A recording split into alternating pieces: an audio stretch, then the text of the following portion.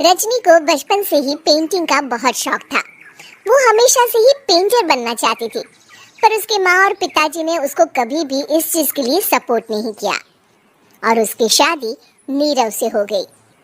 नीरव रजनी को बहुत प्यार करता था, पर रजनी हमेशा चुपचाप ही रहती। वो इस शादी से खुश नहीं थी। वो ये शादी नहीं करना चाहती थी। उसे तो हमेशा से पेंटर जो बनना था। अपने इस सपने को वो नहीं पूरा कर पाई, इसलिए वो हमेशा उदास रहती थी।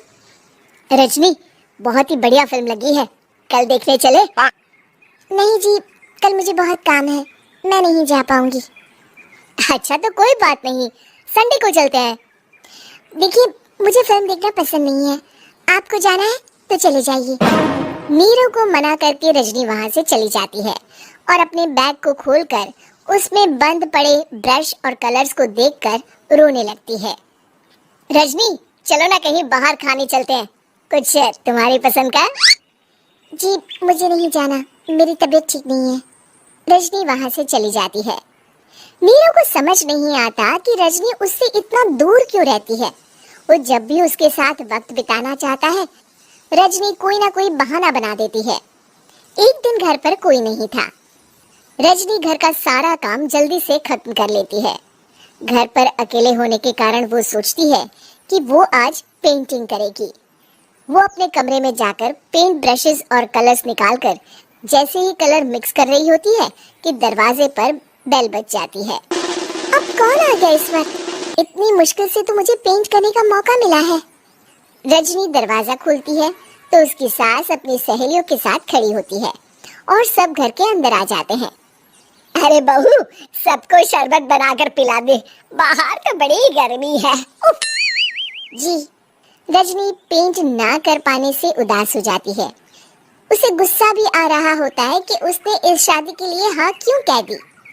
वो रसोई में जा रही होती है कि उसकी सास उसे रोकती है। बहू, सबके खाने का भी इंतजाम कर लेना, आज का लंच तो ये सब यही करेगी। हाँ। रजनी बिना कुछ कहे रसोई में चली जाती है।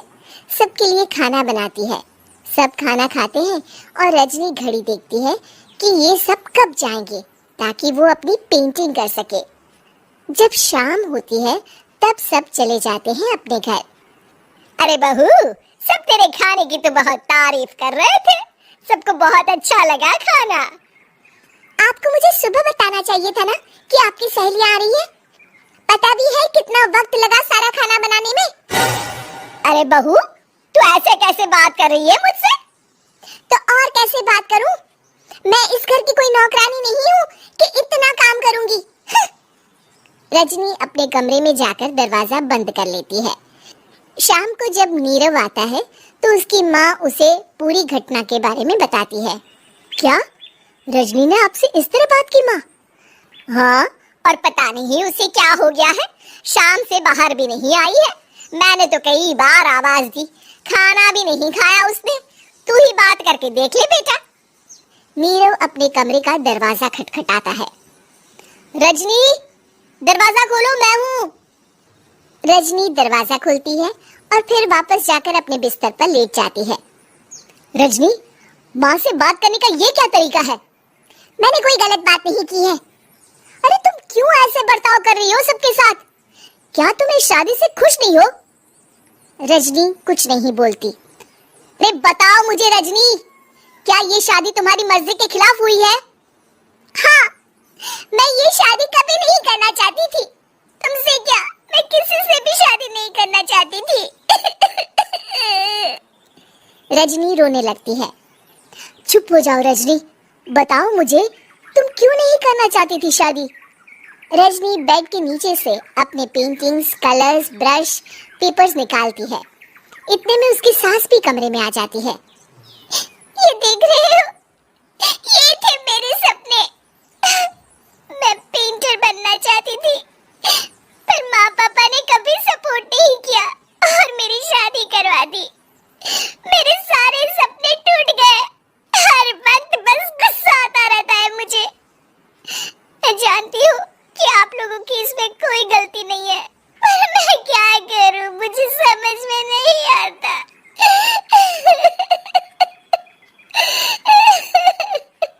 रजनी फूट फूट कर रोने लगती है। मुझे माफ कर दीजिए, आप दोनों के साथ मैं बहुत बुरा बर्ताव कर रही हूँ। अरे रजनी बेटा चुप हो जाओ तुम। नीरव पानी लेकर आता है। ये लो पानी पियो और शांत हो जाओ।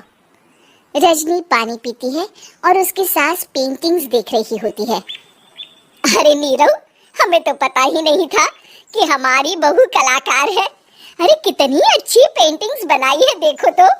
ये वाली तो मैं अपने कमरे में ले जाऊंगी।